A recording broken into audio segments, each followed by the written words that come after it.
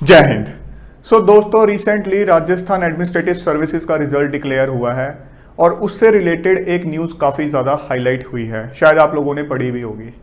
राजस्थान के हनुमानगढ़ डिस्ट्रिक्ट के एक छोटे से गांव में एक किसान की 3 बेटियों ने एक साथ ही ये एग्ज़ाम क्रैक कर लिया है और उस किसान की 2 बेटियां ऑलरेडी गवर्नमेंट सर्विस में हैं।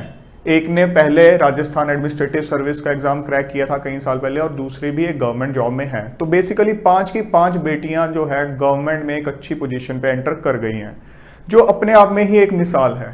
एक इंपॉर्टेंट फैक्ट ये भी है कि 5वीं क्लास के बाद इन सभी बेटियों ने जो पढ़ाई की है वो प्राइवेट की है, घर पे रहते हुए की है, क्योंकि 5वीं क्लास के बाद कोई पास में स्कूल नहीं था।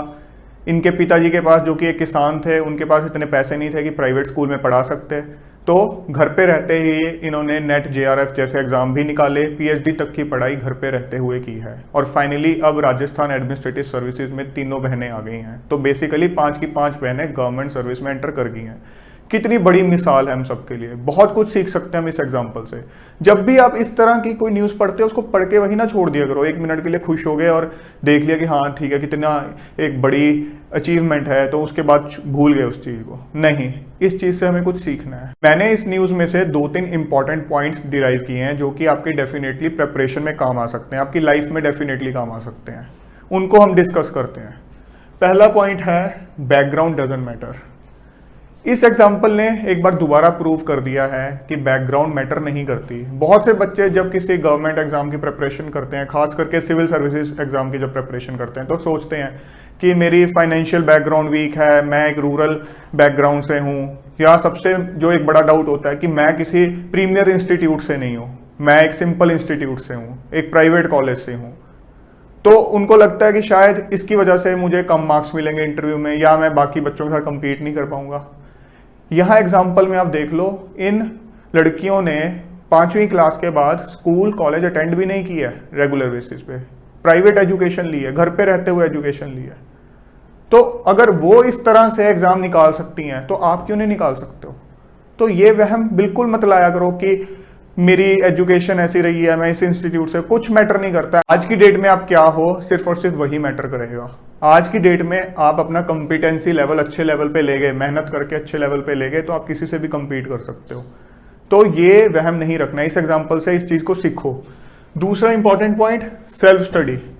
बहुत से बच्चे कहते हैं कोचिंग के बिना नहीं हो पाएगा सर, मैं सेल्फ स्टडी से कैसे करूंगा। यहां आप देख सकते हो कि पहले एक बड़ी बहन ने ऑलरेडी निकाल रखा था कुछ साल पहले, उसने एक प्रॉपर गाइडेंस दी होगी, बट उसने भी अपने टाइम पे स्ट्रगल किया होगा, कहीं ना कहीं से उसने गाइडेंस ली होगी।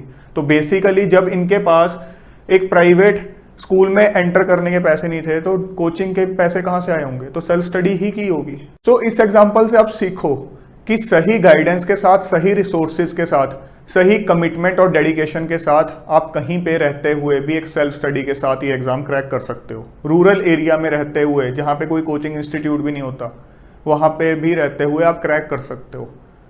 जस्ट आपका डिटर्मिनेशन स्ट्रांग होना चाहिए, खुद पे भरोसा होना चाहिए, खुद की स्ट्रेटेजी पे भरोसा होना चाहिए और एक ऑथेंटिक सोर्स से वो स्ट्रेटेजी डिराइव होनी चाहिए। इसके रिगार्डिंग मैंने बहुत से सेशंस बना रखे हैं कि स्ट्रेटेजी आपको कैसे फाइनलाइज करनी है, रिसोर्सेज कैसे फाइनलाइज करने हैं, वो आप देख सकते हो।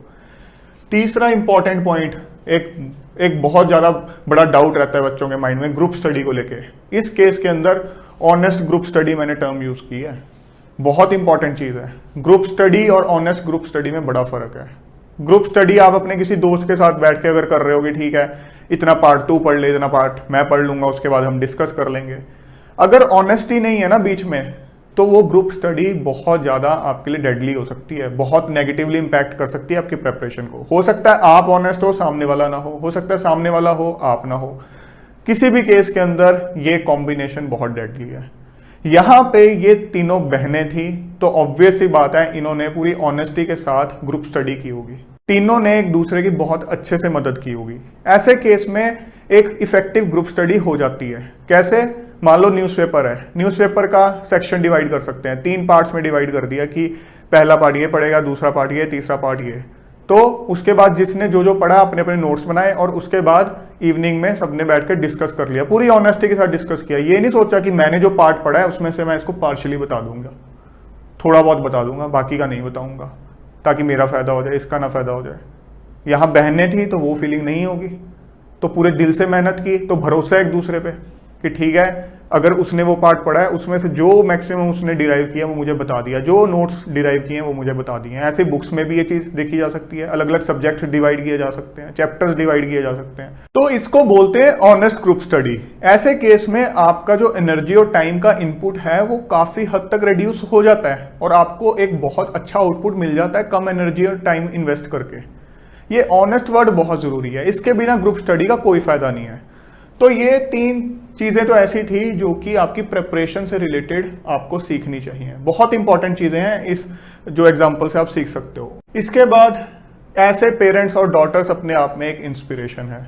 ये उन लोगों के लिए एक बहुत बड़ी एग्जाम्पल है जो लड़कियों को अपने ऊपर बोझ मानते हैं। एक किसान होते हुए जिसकी इनकम कुछ खास नहीं होगी, उसकी 5-5 बेटियां हो और फिर भी इतना दिल से पढ़ाया हो, पूरी सपोर्ट की हो। बिना सपोर्ट के ऐसे एग्जाम्स नहीं निकलते हैं। घर का माहौल जब तक अच्छा नहीं होता तब तक इस तरह से 5 की 5 बेटियां नहीं निकल सकती हैं। आप सोच के देखो कि घर में कितनी पॉजिटिव एनर्जी होगी, कितना एक सपोर्ट होगा जिसकी वजह से 5 की 5 बेटियां निकल गई।